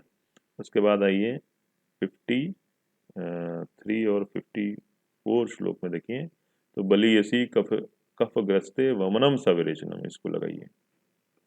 अगर किसी रोगी में बहुत ज़्यादा कफ बना हुआ है तो फिर उसके लिए, लेकिन बली ऐसी होना चाहिए, बलवान होना चाहिए। बलवान तथा कफ से ग्रसित श्वास के रोगी में प्रथम वमन करा के फिर विरेचन कराना चाहिए। वमनम सविरेचनम, जैसा वहाँ पे लिखा हुआ है चरक में, बिल्कुल जो है वो तमकेतु विरेचनम वैसा उल्लेख नहीं है यहाँ पर। यहाँ पर जो है वो कफग्रत से वमनम सविरेचनम दोनों जो है वो देना है, ठीक है। उसके बाद देखिए श्वासर के लिए एक सिद्ध योग भी बताया है सुश्रुत ने, है ना। इनके योग ज़्यादा चलते नहीं है लेकिन हैं, मतलब ऐसा नहीं है कि उल्लेख नहीं है। तो इसके लिए उन्होंने लिखा है कि कंटकारी निदग्ध का, कंटकारी का पर्याय कंटकारी तथा आंवले दोनों को समान प्रमाण अर्थात 1 1 तोले भर में लेकर शुद्ध हींग को आधे तोले भर लेकर महीन पीसकर शीशी में भर दें। इस युग को 3 मासे से 6 मासे के प्रमाण में लेकर मधु के साथ सेवन करें, निश्चित ही श्वास रोग को नष्ट करता है। लगा लीजिए, है ना। ठीक है, प्रयोग दिया हुआ है तो इसमें 3 चीजें आ रही हैं बच्चों, कंटकारी, आंवला, है ना, और हींग। कैसे प्रयोग करना है? मधु के साथ। ठीक, मधुना इंगूर वृद्धयुक्त मधुना संयुक्तता, लेहन ही है बेसिकली ये, मतलब एक तरीके से उसको चटाना ही है। ठीक है, तो ये हो गया आपका 55 श्लोक। अब आप देखिए इसके बाद आइए लास्ट श्लोक पे आ जाइए, जिसको बोलते हैं 56 श्लोक पे आ जाइए। यहाँ पर जो है वो ऐसी बात लिखी हुई है जिसको चरक बहुत बार लिख चुके हैं। अब यहाँ पे कह रहे हैं कि यथा अग्निर्विद्या पवनानुविद्यो वज्रम यथा व सुर रजायुक्तम। देखो ये दोनों लाइन अंडरलाइन करो, लेकिन लगा है जैसे वायु के संपर्क से प्रदीप्त हुई अग्नि, जैसे आग जल रही हो और उसमें आप फूंक मार दें, हवा कर दे दें, जब जलती नहीं है तो हवा मारते हैं ना अपन, तो जैसे वायु के संपर्क से प्रदीप्त हुई अग्नि तथा देवराज इंद्र के द्वारा छोड़ा हुआ वज्र यानी अस्त्र दुर्निवार होता है। तो दोनों चीजें क्या हुई? दुर्निवार हो गई, यानी इनका कोई तोड़ नहीं है, मतलब ये आपका खाली नहीं जाएंगे। तो उसी प्रकार श्वास, काश और विलंबिका रोग दुर्निवार, है ना। ऐसा लगता है कि जैसे गलती कर गए हो, नहीं इक्का को भूल गए हो। तो श्वास काशश्च विलंबिका च दुर्निवार।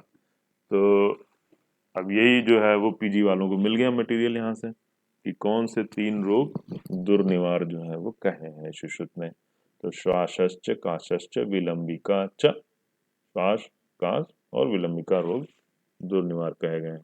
इक्का भी आपको, मतलब आपको दिमाग में तो है ही है।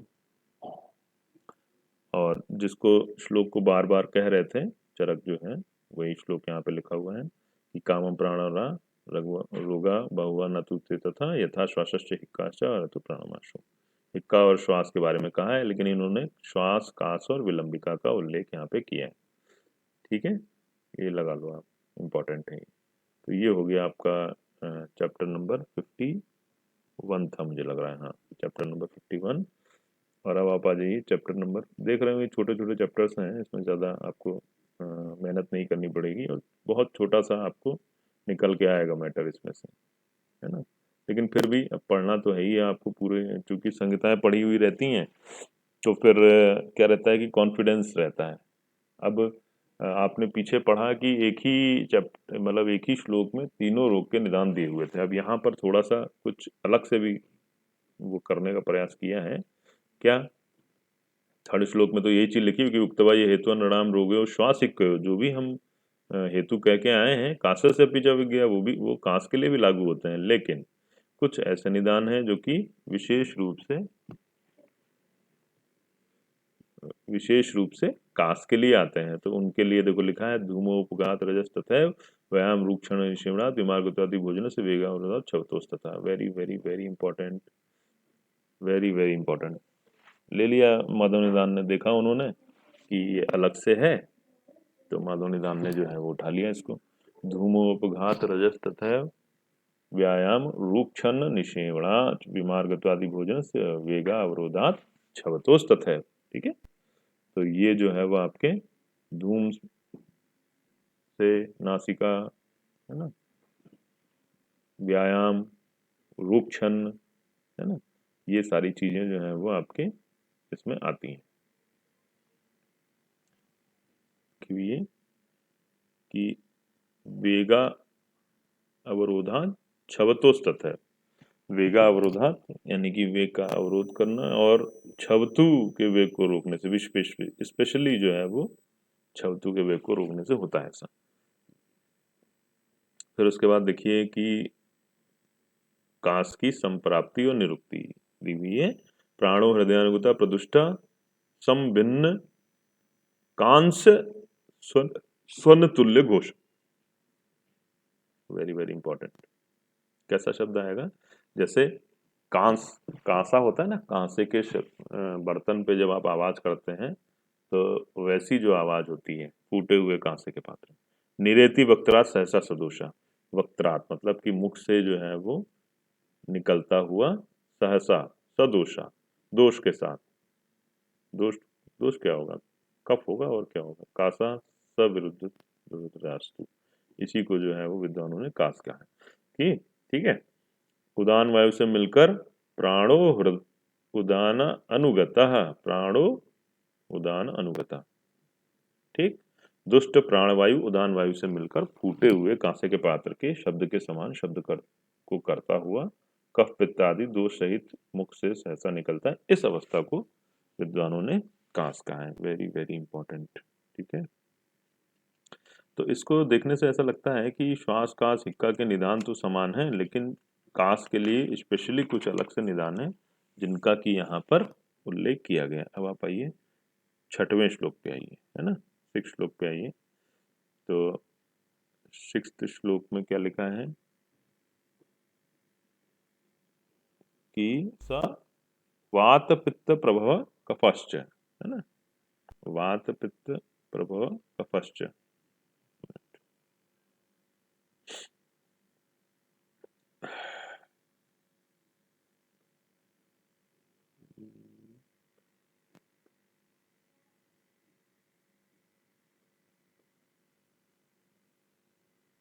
एक मिनट, जीवा नासिका,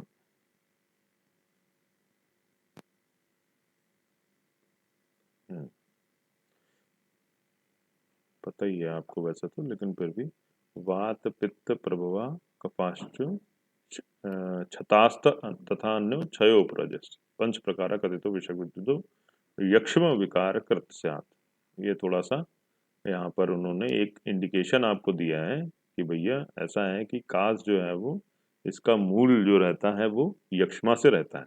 तो वात पित्त कफ से हो गया, पूरा छत से और क्षय से उत्पन्न, इस प्रकार जो है वो आपकी 5 प्रकार की वायु होती है। वहां पे कैसे कास होती है, वहां पे क्या क्या है बताओ भाई?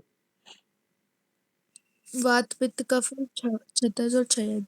छतज और क्षय। तो अतिक्रम नहीं हुआ है यहाँ पे भी जो है वो वात पित्त कफ छतास्त तथा अन्य क्षयो। और ऐसा समझना चाहिए, इसमें ये जरूर लिखा हुआ है कास की उचित चिकित्सा न करने से वह राजक्षमा को उत्पन्न करता है। ठीक है ना। तो ऐसा लगता है कि जैसे कि ये जो चीज है ये क्षयज वाले पे ज्यादा लागू होती है। हालांकि चरक ने भी जो है वो उल्लेख किया है कि जितनी भी कास होती हैं, ठीक है, जितनी भी कास होती हैं, चाहे वातज हो, पित्तज हो, कफज हो, छतज हो, वो सारी लास्ट में किस में चेंज आती है? क्षयज वाली में चेंज आती है ना, क्योंकि धातुओं की क्षीणता के कारण ये उत्पन्न होता है।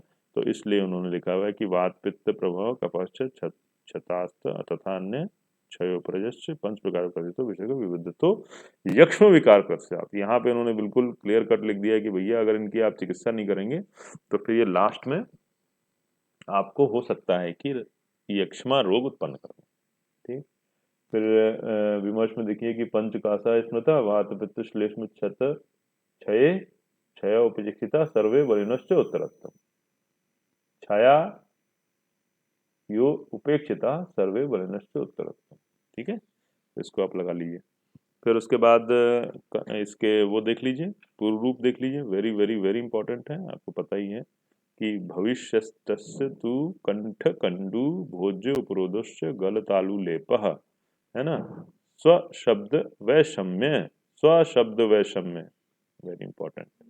और अरोचको अग्नि सादश्च लिंगानी, ये वाला नहीं याद किया होगा, वाला याद किया होगा जो विमर्श में लिखा हुआ है। देखो, पूर्व रूपम भवेत तेषाम शूक पूर्ण गलास्यता कंठे कंडुश्च भोज्यानाम अवरुदश्च जायते।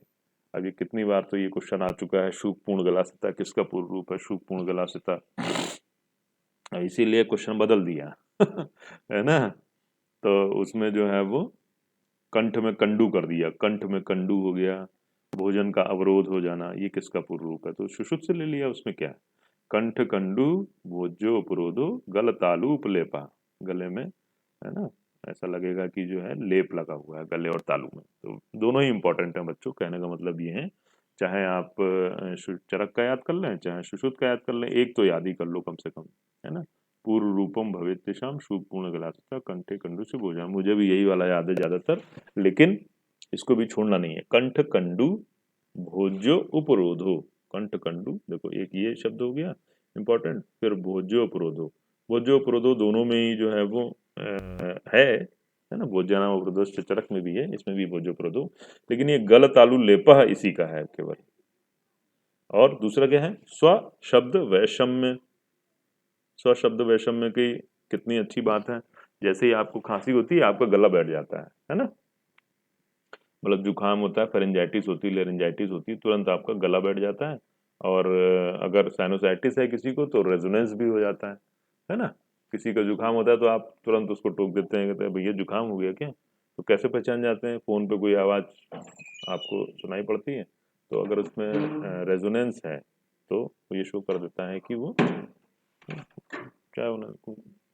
तो रेजोनेंस जो है वो आपको ये शो कर देता है कि शायद ये उसको कहीं ना कहीं कफ भरा हुआ, क्योंकि आपके जो आवाज आती है बेसिकली न्यूमेटिक बोन से आती है। ये जो सारी ये जो बोन्स हैं आपके साइनस जो हैं ये सब रेजोनेट करते हैं, इसमें हवा जब होती है तो उसकी अलग आवाज है, और इसी में जब कफ भर जाता है तो उसकी अलग आवाज है। तो इसलिए आपको तुरंत पता चल जाता है कि ये जो है वो इसको कुछ खांसी वासी होने वाली है, ये हुई है। तो आप फटाफट इनके लक्षण देख लेते हैं, फिर अपन जो है नेक्स्ट क्लास में पढ़ेंगे, है ना, चिकित्सा नेक्स्ट क्लास में पढ़ेंगे। केवल लक्षण लक्षण देख लेते हैं।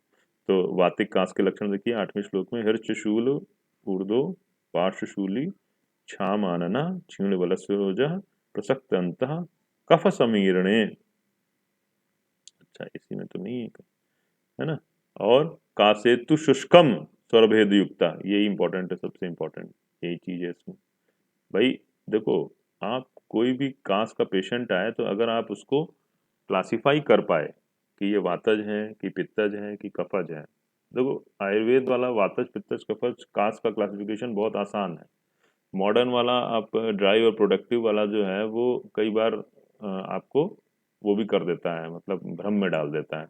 लेकिन ये वाला जो होता है अपना आयुर्वेद वाला फंडा अगर आप लगाएंगे तो फिर कांस के रोगी को बहुत अच्छा लाभ मिलेगा। क्योंकि वहां पर क्या है कि कोई बहुत ज्यादा जिसको मतलब एक्सपेक्टरेशन हो रहा है, पता चले आपने और एक्सपेक्टरेशन दे दिया और जो है वो उसका ड्राइनेस बढ़ गई, है ना। कई बार पेशेंट तो खुद ही नहीं बता पाता है, कहता साहब जब खांसी आती है तो बलगम आता है, नहीं तो आता ही नहीं है ना। सूखी वैसे सूखी खांसी है ना, तो कंफ्यूज हो जाओगे आप कि ड्राई है कि ये जो है वो है ना। लेकिन आयुर्वेद के जो लक्षण है उनको देखो आप, जैसे कि कह रहा है कि वात कांस से पीड़ित रोगी हृदय शंख प्रदेश मस्तिष्क उदर पार्श्व में शूल बताता है। अगर पेन हो रही है यानी कफ भरा हुआ है तो ये मुख की चेष्टा दुर्बल हो जाती है, शारीरिक बल, गले का स्वर और देह का ओज क्षीण हो जाता है। निरंतर अंतः कफ तथा वक्ष प्रदेश फेफड़े आदि में कफ भरा हुआ हो ऐसा रोगी खांसता है, तथा कभी शुष्क कथन करता है एवं स्वर भेद से युक्त होता है। मतलब कि कभी तो प्रसक्त अंतम, तो इसीलिए कि शुष्क होने के बावजूद भी कफ भरा हुआ है, तो दोनों चीजें हैं। और शुष्क काश होगी, स्वर भेद से युक्त होगा। स्वर भेद आप लगा लीजिए, स्वरभेद ही इंपॉर्टेंट है, क्योंकि यही गाइड में जो है वो क्वेश्चन मिलेगा आपको कि निम्न में से किस कास्ट में स्वरभेद पाया जाता है। तो आप कंफ्यूज होंगे, कंफ्यूज होने की जरूरत नहीं है, केवल ये वातज कास्ट में दिख रहा है, और भी कहीं हो सकता है लेकिन अभी वातज में दिख रहा है। फिर इन्होंने चरक के लक्षण लिखे हुए विमर्श में, ये आपको पता ही है तो इसको पढ़ने की आवश्यकता नहीं है, सामान्य लक्षण है ना। उसके बाद देखिए पित्तज वाले जो हैं वो लक्षण देख लीजिए आप, है ना। पित्तज लक्षण में लिखा है कि उरो विदाह ज्वर वक्त्र शोषो, है ना। उरोविदाह ज्वर वक्त्र शोषो, पित्त के प्रकोप से द्वारा उत्पन्न हुए कास में रुग्ण के उरह प्रदेश में दाह होता है तथा ज्वर और मुखशोथ से पीड़ित होता है। जैसे इन्फेक्शियस कॉज आ जाए तो आप समझ लीजिए कि मतलब जो है वो शायद पित्तज कास है ना। जब फीवर बताया पेशेंट ने तो फिर आपका दिमाग वहां पे चला जाना चाहिए। ठीक, मुख का स्वाद तिक्त रहता है, मुख तिक्त मुख, देखो लक्षण तो अलग है ही है भाई, तिक्त मुख हो जाता है। पित्तेन पीतानी वमेत कटुनी, और ऐसा लगेगा कि जैसे कटु वमन जो है वो कर रहा है, पित्त के साथ पीले रंग का कटु वमन होता है। उसका शरीर पांडुवर्ण का हो जाता है, समस्त शरीर में दाह से व्याप्त हो जाता है। तो ये जो है वो आपका पित्तज कास के लक्षण है। ठीक है, क्लासिफाई करके देखिए। उसके बाद कफच कास में आ जाइए, है? कफच कास है आपका 10वें श्लोक में दिया हुआ है। प्रलीप्यमानेन मुखेन सीदन शिरोरुजार्थ कफपूर्ण देहा, कफपूर्ण देहा, शिरोरुजार्थ कफपूर्ण देहा, ये लगा लीजिए। अभक्त रुग गौरव अवसाद युक्त कासेत न सांद्र कफम कफे, है ना। कासेत न सांद्र कफम कफेन, देखो कफ के प्रकोप से द्वारा उत्पन्न हुए कास में रुग्ण अपने मुख में प्रलिप्त हुए कफ को दुखित होता हुआ, सिर की पीड़ा से पीड़ित, सारे शरीर में कफ से भरा हुआ था तथा भोजन में रुचि वाला भारीपन और साद अर्थात अंग ग्लानि से युक्त होकर खांसता है तथा सांद्र कफ को, देखो जो सांद्र कफ है उसको आप अंडरलाइन करिए, है ना। क्यों? क्योंकि कफज है और उसमें आपका अमाउंट भी बढ़ जाता है और कंसिस्टेंसी भी जो है वो थोड़ी सी गाढ़ी हो जाती है कफ की। तो अमाउंट तो बढ़ता ही है, जैसे बार बार जो है वो अमाउंट वो हो रहा है कफ के साथ में एक्सपेक्टरेशन हो रहा है, तो फिर आप समझ जाइए कि ये जो है वो आपका कफज कास की तरफ इंगित कर रहा है। उसके बाद देखिए उरह छत, उरह छत आपको पता है कि वक्षो अतिमात्रम विहतंतु यस्य व्यायाम भारद्वा भारा अध्ययन अभिगहते, है ना। कि व्यायाम भारोन अध्ययन और लघुण प्रहार आदि से के आघात से जिसका वक्षस्थल अधिक मात्रा में पीड़ित होकर फिर उसके वक्ष पर चोट लगने से बार बार रक्त मिश्रित स्टीवन। तो यहाँ तो आपका बिल्कुल क्लियर ही है, मतलब एक तरीके से कि विश्लिष्ट वक्ष विश्लिष्ट वृक्ष वक्ष स नरः स रक्तम, ये लगा लीजिए, ठीक है ना। ऐसा लगेगा कि जैसे कि जो है वो रक्त के साथ में कफ के साथ में रक्त भी आ रहा है। स्टीवेत भीक्षणम क्षतजम तमाहु, ये ज्यादातर आपका ट्रॉमेटिक कॉज के कारण उत्पन्न होगा। ट्रॉमेटिक कॉज का मतलब है कि व्यायाम कर लिया बहुत ज्यादा या जो है कहीं चोट लग गई, तो उसके कारण जो चोट लग गई तो ब्लड आ गया, तो ब्लड के कारण क्षतज कास की उत्पत्ति होती है। छत छीण आपने पढ़ा ही होगा, पहले छत होता है उसके बाद फिर क्षीणता उत्पन्न होती है, तो इसीलिए जो है वो ये छत छीण वाला कास है, ये समझ लीजिए। अब 11वां श्लोक हो गया, इसके बारे में बहुत सारा, इसमें चतज कास के बारे में बहुत सारा विमर्श दिया हुआ है। और एक चीज इसमें थोड़ा सा आपको जोड़ना चाहेंगे, जो छतज कास वाला तंत्रांतर में लिखा हुआ है विमर्श में, देखो पारावत इवा कुंजन कास वेगात लगाओ, जैसे विमर्श में लिखा है बच्चों शुरू में ही, है ना। जैसे वो होता है ना कबूतर गुर गुर वाला जो शब्द होता है, तो पारावत इवा कुंजन, ठीक। अब उसके बाद आ जाइए क्षयज कास पे आ जाइए। तो क्षयज कास में ये श्लोक नंबर 12 है, देखो आप श्लोक नंबर 12 में नीचे वाला बिल्कुल दिया हुआ है, स गात्र शूल ज्वर दाह मोहान, ये लगाइए, है ना। गात्र शूल ज्वर दाह मोहान प्राण क्षय उपलभेत काशी, और शुष्यन शुष्यन विनिष्ठिवत दुर्बलस्तु प्रक्षीण मांसो रुधिरम सपूयम, सब इसमें जो है वो आपको सब मिक्स है। देखो क्या क्या मिक्स इसमें मिलेगा आपको, मांस रुधिर और पूई दोनों मिक्स मिलेंगे। केवल ब्लड आता है तो वो आपका क्षतज है, लेकिन अगर पूई भी आ रहा है यानी कि पस भी आ रहा है तो ये आपका शायद, ये तो है ही, ट्यूबरक्लोसिस का तो लक्षण है ही है। क्षयज क्षयज कास मतलब ट्यूबरक्लोसिस में उत्पन्न होने वाला कास, सीधी सीधी बात, ठीक है ना। और इसके में लिखा है तम सर्वलिंगम वृषम दुष्चिकित्स्यम, ठीक है, सर्वलिंगम वृषम दुष्चिकित्स्यम चिकित्सा तज्ञ क्षयम वदन्ति। और एक चीज और लिखी है, अभी हिंदी में पढ़ेंगे, पहले एक चीज और लगाओ आप, जो लास्ट में जो लिखी हुई है, वृद्धत्व मासाद्य भवेतु तो एवं याप्यम तामाहो विषय, याप्यम वाला शब्द लगा लीजिए आप, है ना। किसका याप्य होता है, क्षयज कास, वो भी देखेंगे अपन। तो क्षयज कास में क्या लिखा है कि क्षयज कास से पीड़ित मनुष्य अंगों में शूल हो जाएगा, ज्वर लगा लीजिए, है ना, हिंदी में दाह लगा लीजिए, है ना, मुंह भी बताएगा, अंत में प्राणों का भी क्षय हो जाता है। क्षयज कास का रोगी धीरे धीरे सूखता जाता है, शुष्य मानो लिखा था ना, प्रक्षीण मांसो शुष्यम, है ना, शरीर में दुर्बल होता है उसका मांस क्षीण हो जाता है, तथा खांसी के साथ पूई युक्त रक्त का स्टीवन, वेरी इंपॉर्टेंट। खांसी के साथ में रुधिरम सपूयम पढ़ा था आपने। चिकित्सा तत्व के ज्ञाता लोग अत्यंत दुष्चिकित्सीय मानते हैं तथा वृद्धावस्था में जो भी कास उत्पन्न होता है उसे वैद्यगण याप्य कास कहते हैं। इसको आप अलग से लगा लीजिए, है ना। वृद्धा भवेतु तो एवं याप्यम तमाहु। देखो उनका कहने का मतलब ये है कि सामान्य रूप से तो वृद्धावस्था में जो भी रोग उत्पन्न होते हैं सारे ही लगभग याप्य की कैटेगरी में आते हैं। क्यों? मतलब कि भाई कोई भी रोग हो जाए तो वो ठीक होने में टाइम लेता है वृद्धावस्था में, तो कास भी ऐसा ही है। तो अगर वृद्धावस्था में कास उत्पन्न हो रहा है तो फिर वो भी जो है वो याप्य की कैटेगरी में आएगा, यानी कि जब तक आप औषधि देंगे तब तक ठीक होगा और नहीं तो फिर जो है वो नहीं ठीक होगा। तो